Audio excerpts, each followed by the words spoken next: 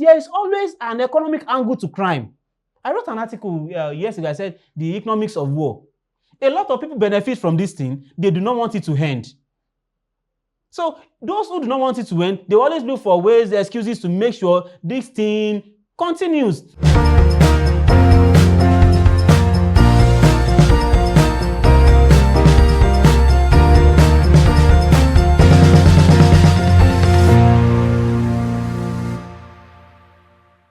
Insecurity in Nigeria since 2009 has been a complex and a daunting task to quell by the Nigerian armed forces, primarily driven by insurgents, the rise of banditry and kidnapping, and persistent farmer-herder conflict. This has surged across the country and has become a lucrative enterprise. Since December 2020, more than 1,000 students alone have been abducted from schools. And according to the National Bureau of Statistics report from May 2023 to April 2024 indicated that over 2.2 million people were kidnapped and 2.2 trillion naira paid in ransom. In Zamfara State alone, more than 3,000 people were killed by bandits between 2012 and July 2021. A recent report citing the NBS indicated that between May 2023 and April 2024, approximately 614,937 people were killed across Nigeria due to various forms of insecurity. May 2025 was reported as the deadliest month of the year, with fatalities surging by 15.8% from the previous month. From 2009 to date, the federal government has allocated about 12.607 trillion naira to the Ministry of Defense alone, according to the annual budget record. Although the report could not ascertain the actual amount dedicated to prosecuting the Boko Haram war, a large chunk of the allocation is believed to have been earmarked for armed procurement and warfare logistics. Despite the measures adopted over the past 16 years, insecurity has persisted, raising questions over funding, operational efficiency, interagency coordination, issues of corruption, and the lack of long-term socio-economic solutions to terrorism. The first half of 2025 paints a concerning picture. A total of 4,672 incidents were reported nationwide. So, what is the way forward for addressing this menace? Hello and welcome to WebTV Focus program. I am Gabriel Jude. This edition will explore tackling insurgency, how to strengthen Nigerian security architecture. And that I will be discussing with Mr. Samson AJIBADE, a criminologist and a security researcher. You're welcome to the program. Thank you so much. It's a pleasure to be here. Right. Before we begin the conversation, let's quickly have some public comments and the expectation of the new leadership of the security agencies that we have. We're talking about the service chiefs, and we'll be right back. Yeah. We all knew what's happening in the country. It's not something that we can just be patching among ourselves over tribalism. I can't say I'm a Yoruba man, but what the Mr. is doing is fear. It's not fear. We all knew what should be done if we really want better for the country. It's not by reshuffling the service chiefs, the way it's been done. If we really want better for the country, you should be able to do well. Many people are there that qualify to be in charge. Look at Betoku, the IG himself. Tell me what has been done very much compared to what he has been doing. Want to be still retained as the IG. So I believe the man really want better for the country. You know those supposed to be there and those are not supposed to be there. When it comes to tribe has caused a lot of damage to our economy and to Nigeria as a whole. Because if you look at the story of things, that because of he's from here, he's from there, it's giving a lot of problem, a lot of challenge. But if we can detribalize each and every one of us, Nigeria will move forward. The new person that are just coming now, the new service that just came in, what I think you should do is work hand in hand with the people that are there to empower the youth, because the youth now are jobless. If they can create more awareness to make their mind busy engage their heart. So by so doing, I guess more crime will reduce. This kidnapping here and there will reduce, and raping and all this, so many things happening around will be reduced if the youth are more engaged about what is happening around them. I think that will go a long way. This plan concerning the insecurity is to put more police in the area, both the street and the bus stop, so that they can secure woman's life, so that the insecurity will be more reduced. I just want the security situation of this country to improve. And I must commend the president for acting proactively, because he might have seen some need to change all this service chief, and he has done the needful. And as such, we expect the new service chief to liaise with all the security apparatus and do the needful for this country, so that the security of life and property will be secure. People are killing their dozen. The security cannot be guaranteed anymore. So we want the security situation of this country to be improved. So we want the new service chief to start the work in earnest. Let them consult widely. Let them make their intelligent gathering. Let them have their intelligent gathering, so that they can know where all these bandits are hiding, so that they can go there and act accordingly. Trump intervention is very, very, very, very important. That will make our government to sit up and do the rightful and do the needful, so that this country will be secure. It can't threaten Nigeria, and then Nigeria as a whole, we have a very good president that knows what he's doing, and then it's either Trump himself collaborate with Nigerian soldiers to work together. That will go a long way. But him threatening Nigeria cannot do anything. As a Nigerian, I feel bad about it, because Nigeria is a sovereign country. So we're supposed to handle our own problem within ourselves, since this is about 65 years of independence. So we don't need external something to come and help us. As for Nigeria, this is a wake-up call for all the security service chiefs, for them to know that when they are not doing well, the external forces can as well come and say, I want to help you. And what their help is it's a snare for Nigeria. That's what I see it.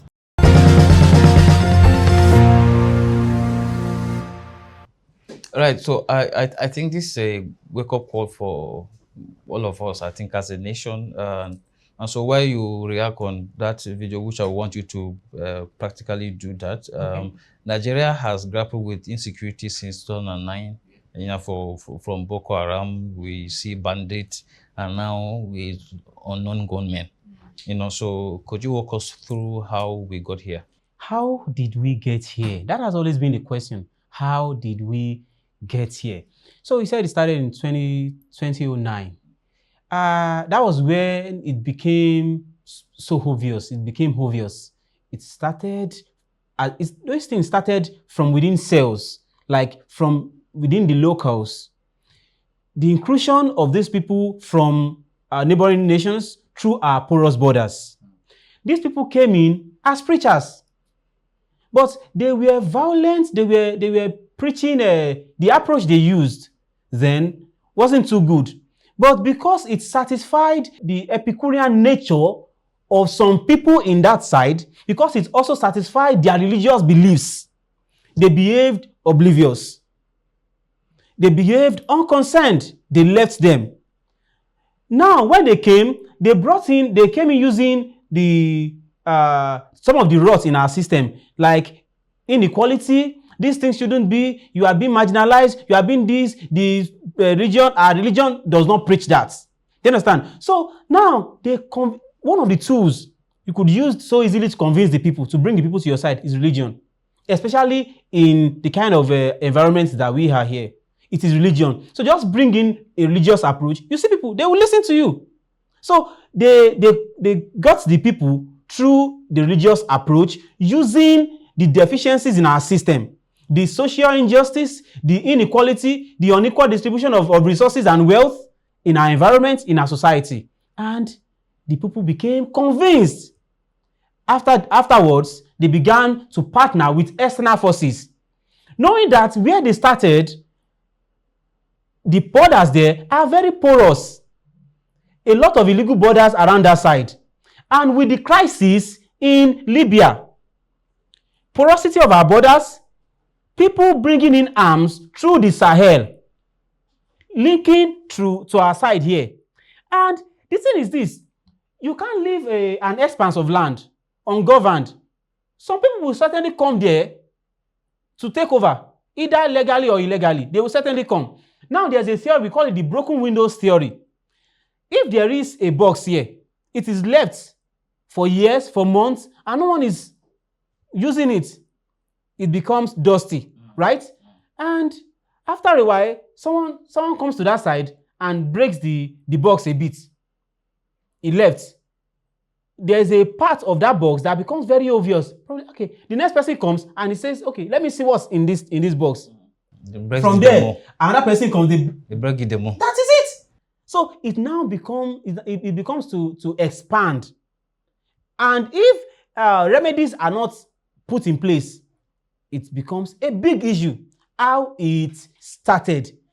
They used the religious approach, and using the deficiencies in our system, they caught the people and they convinced them easily to take off arms against the states, bringing in arms through our porous borders, fueled by the crisis in Libya, Sudan, Afghanistan, and some other places in Africa. The reason I want to quote someone, the former director of national intelligence, Ambassador John Negroponte, he says, let me just quote him like this. Paraphrase. He says, whatever happens abroad can kill us at home. When the crisis were there in Libya, it was not on our side. So what's my problem? No, we were oblivious. Oh, okay. It's happened in the north. In the northeast now, what's my problem? We are safe here. The southern part is safe. That's the economic something. What's my business? What's your business? When people were displaced over there and they began to troop in here, the economic weight on this part of the world, on this part of Nigeria, and the crisis, these people even come to foment. They were intelligent and that they are coming to Lagos, they are coming to the southern part. Do we not see them? They move from the core north to the north central. What led to banditry? And from the north central, they now move south to the southwest here. We still have them here. But we are just like, oh, but because it is not so intense here, we are not concerned. Whatever happens abroad can kill us at home. That is why we all need to act when the matter is still at the very basic stage. So having seen all of this, Nigeria in the past, the Nigerian armed forces have gone out of the country, for peacekeeping to other nations. And they've succeeded. We have heard about it. We've seen stories written about it. We've even read history. But what is it? And why is it that Nigerian armed forces of today could not even defeat the insurgency that we have? When politics fails, bullets fly. That is it. When we have political issues that could be resolved politically, certainly, these problems will fester and they will continue like that. We've gone to Sierra Leone. We've liberated a lot of African countries. In fact, to the Gambia, because Yahya Jammeh failed to relinquish power to Adama Barrow.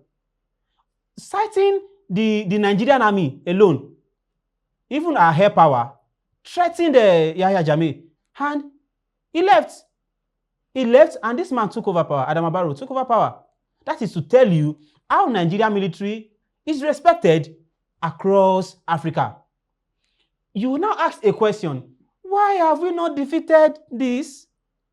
We have not defeated it because we still play politics with it. We have not defeated it because there is no willpower yet to defeat it. There is always an economic angle to crime. I wrote an article yesterday. I said the economics of war. A lot of people benefit from this thing. They do not want it to end. So those who do not want it to end, they always look for ways, excuses to make sure this thing continues. So is that why we are changing the names from Boko Haram, bandit, unknown gunmen? Boko Haram is different. Banditry is also different. And even unknown gunmen, they are different because looking at The difference is just through their affiliations. Some of them are affiliated to Al-Qaeda, some of them are affiliated to all this ISIS and all. So it's just with their affiliations and strengths. Now, why we have not defeated them? It is just because those foreign missions we went on, foreign nations came together and they agreed to a particular thing. We are defeating these people. Bring in your forces. We do not have a standing army. That's the Confederation, that's the ECOWAS. We do not really have a standing army. Even the AU, we do not have a standing army. But we had a standing opinion, a very strong opinion. Let us come together, defeat these people. This is the purpose. We want democracy back to this place. African nations came together and they agreed to one thing, which is in line with the African Charter and also the ECOWAS Charter, that we could come together at least and make sure democracy is restored in any part of the country, any part of Africa, African country, where democracy is being threatened. Because that was a legal approach to it. There was a common or a simple target. We want it restored. But here, when the military strike, the locals themselves who connive with terrorists, they will blame the military for attacking them. And when the military, the police and every one of them, when they also leave, they also say, oh, we are left alone. So there are different angles to it. And also because of the religious something that is there. There are religious interests. We've had people, I've always said that intelligence is not the issue here. We have more than enough intelligence. The person in Nigeria here who goes into the den of bandits to negotiate with them, a religious leader goes into the den of bandits to negotiate with them. Are you telling me that person does not have enough intelligence to share with the military? And however, he is also a former military officer. Yes, a captain. Are you not telling me that he does not have enough intelligence that he could share with the military? The DIA, the Defense Intelligence Agency, do they not have enough intelligence? The DSS, if they don't have enough intelligence, then why are they there? In fact, the US even has more than enough intelligence. Because they could track anywhere, we do not have our own satellites for monitoring. We still depend on these world powers to monitor these people. So they are the central power. They have everything. So intelligence is never a problem. But because we do not have the willpower yet to face these people, because of our diversity, politics is the major problem here. Because I was going to say that it looks like some kind of business rebranding when I was saying that from Boko Haram banditry to all of, but it almost looked like that.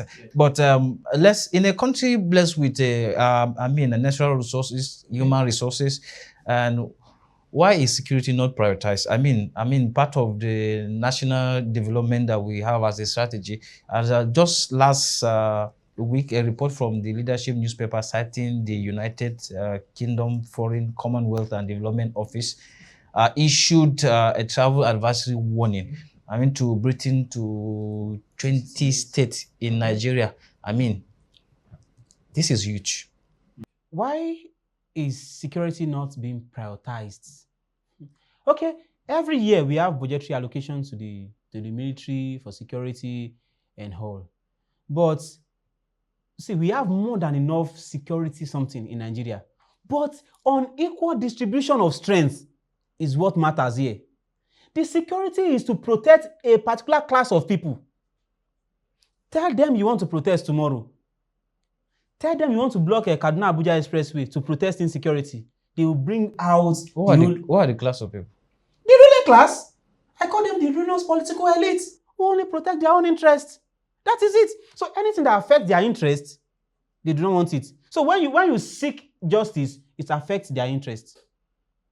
So we prioritize it and we allocate money into security.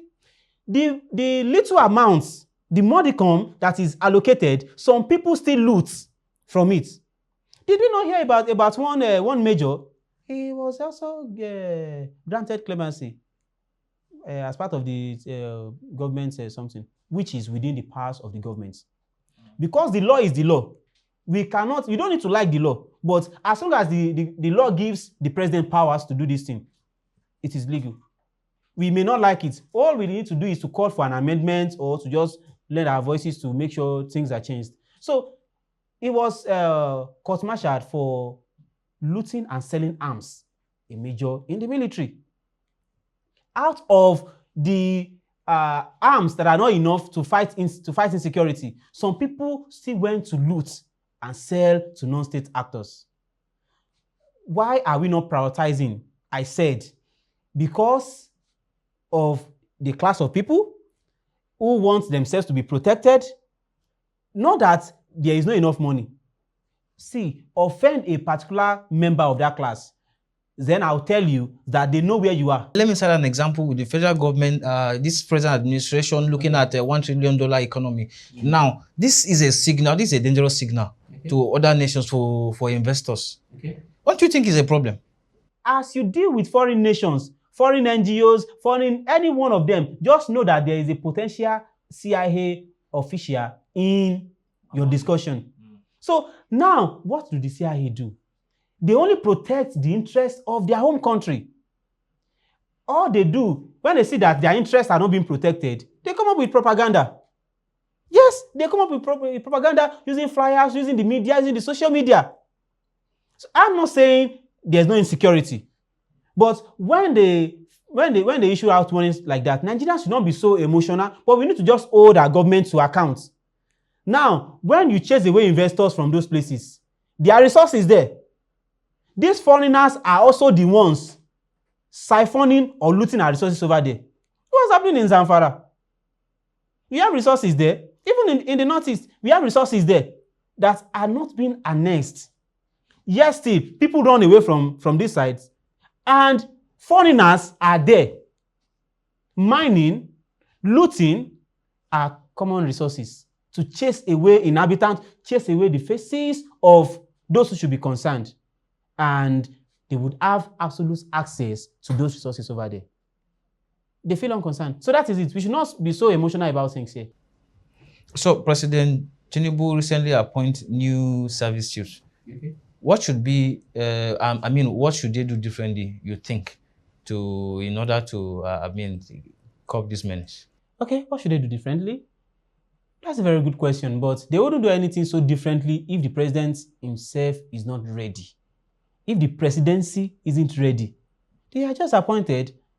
And there's in public relations or crisis management, when the eyes of the public is on a particular person, what do? We withdraw the person from the public. That is what they do. What is that? Oh, they are saying the service chief, they are the service chief, the service chief, the service chiefs. It is the presidency that gives the absolute order to say, okay, go after these people, I want them down. Prior to the 2015 election, we almost won the war against terrorism because we brought in mercenaries, we bought equipment through the black market, and we fought day and night in the Northeast. They threatened that election will not hold there, and an election held. What does that tell you? It tells you that when Jonathan was ready, when he saw that probably his interest could affect his interest, which is his re-election, and also his own personal records, he brought in everything to make sure election held in the Northeast, and a lot of those criminals, terrorists were brought down. What then happened after he left office? They resurfaced, they came back, because there was a presidency who probably, do I say pity these criminals, or who wasn't just too ready? Until the presidency, see, let them change another service chief tomorrow. He will still not do the same. If a service chief says, okay, I want to do this thing, and there's power from the presidency who says, hello, that is the commander-in-chief of the armed forces who appoints the NSA. And these chiefs, they also work in concomitance with the NSA, with the office of the NSA, which is also appointed by the presidency, and they are also appointed by the president. If I appoint you, hello, it is what I want you to do that you must do. Right. I sack this person, I bring another. If the person is not doing what I want to, I sack the person, I bring another person to do my interest. And I will only appoint anyone who would do my interest. So what they should do differently, they know what they should do differently. We want them. Don't be just armchair chiefs. Don't sit in Abuja. Many of these people are being hold allowances. Haven't we seen videos? Yes, we have seen when soldiers fighting would be fighting for months, for years, and they are being paid peanuts. Let's say they're supposed to be paid, let's say 5,000 naira. Some they are being paid 3,000 naira daily. Who steals the money? How many people are being held to account for this? So these are some of the things, and they should also work on the psychology of our soldiers. Some of them have been there 3 years in the Northeast. Oh God! Imagine hearing the sound of bomb, bullets, RPG, tanks, day and night. Like it has now become. It affects their psychology. It affects their emotions. And this person hears. They just sent your child away from school because he needs to pay 50,000 naira to balance up his WAEC fee. And this person is with a gun fighting insurgency. How would that person feel? These are the things we should do. Beyond buying arms, we should not just buy arms, fight them. No, let us also work on this, on the well-being, the psychological well-being of our fighting troops. That is it. How are the families or the members of our fallen heroes, how are they being treated? Are they not being owed? Are there not bureaucracies or bureaucratic principles holding them back from getting their entitlements? What message are you sending to those who are still alive? Do you understand? So beyond all these things, we should also apply psychosocial approach. These people, getting artists, let them play for them, let them marry, let them at least once in a while. During the Biafran War, we read that some musicians, they went to the war front to play for these troops. Imagine you've not been in the city for years. You don't even know what, maybe some of them go clubbing, they engage in social activities. In fact, these people, they don't have any clothes other than their soldier uniform. On Christmas Day, New Year, everything is just on their military uniform, and they carry their guns all around. That is the only thing they do. Then, please, bring in social activities into the camp of these people. Let them also feel the days of. That is it. That is it. Okay, and we have also seen white people serve years at the front. Some people are at the barracks. At the barracks doing, they just perform just a formal official functions and everything. Probably because they got godfathers. So these are the things we should. I'm saying these are the things. If they are really ready to work, they know all these things. But let us just tell them. Beyond buying arms, prosecute the procurement of arms. Make sure there are no lapses in the procurement of arms. Those that are looting at armory, let us fish them out. And those that need to be prosecuted should be prosecuted. Aside the military approach, we need a psychosocial approach on our fighting troops. Something so interesting that we've seen recently, a signal from the United States in the person of President Trump on counter-terrorism measures. Okay. What is your take on this and the way forward for Nigeria engaging with foreign agency for, community on security? I hear people, it is their opinion, you understand? Nigeria is a sovereign nation, is a this, is a that. These same people talking, they are also applying to the United Nations for grants through their organizations. They forgot their sovereignty then. When they give us loans, when they give us, when we write pathetic stories, oh God, just try to see proposals written by NGOs, Nigerian NGOs. They have no offices, they have no formal structure, but they just register with few thousands with the CAC just to get the certificates. They have never impacted humanity, but when they want to write to UNICEF, when they want to write to the MacArthur Foundation, when they want to write to foreign agencies, they come up with pathetic stories, even things that never happened.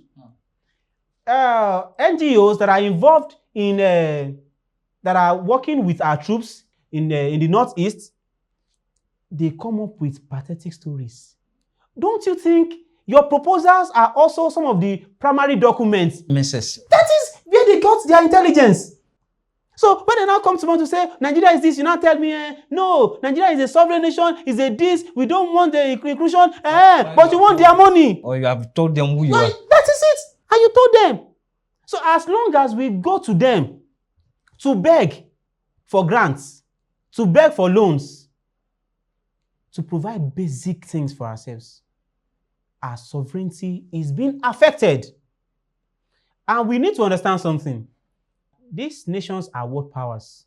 The reason we have that clause, even in the Security Council, that's the United Nations Security Council, we have those who have the veto power. If we have all agreed to say we want to do this thing, if only the US, if only France says no, that no cancels everything, all the decisions we have worked for. What does that tell you? We are not equal. And as long as we are part of them, we are still under them a bit, because no country can exist in isolation. But that President Trump came and said, oh, this, and that. It should send a strong signal to the presidency, to our government, that at least the world is watching. And one thing I also noticed about this thing, the reaction of our people, is we are always bringing tribalism and religious sentiment into it.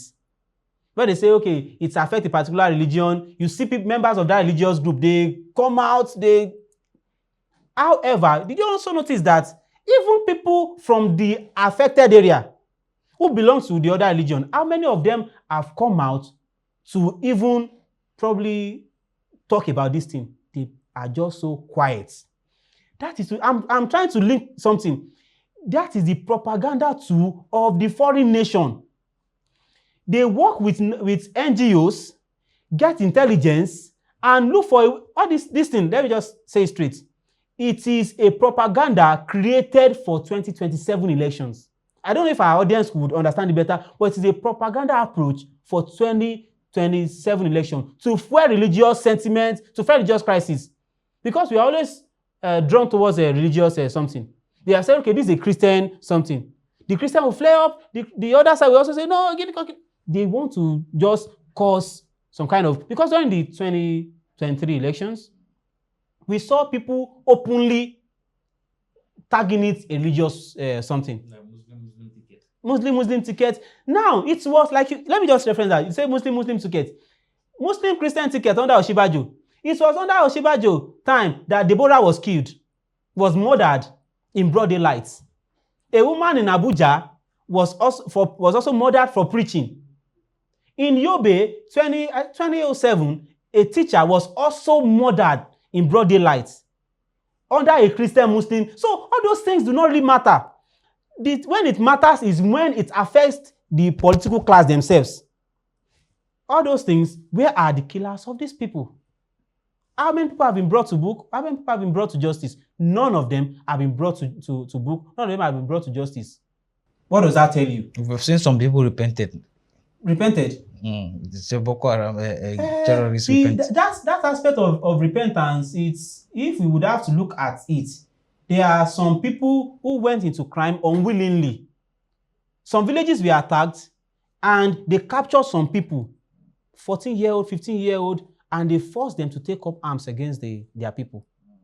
That people can be easily rehabilitated. They can be easily de-radicalized.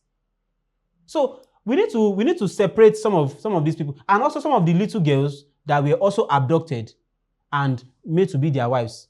They can be easily rehabilitated or de-radicalized. However, some people are beyond de-radicalization. We just need to tell ourselves the truth.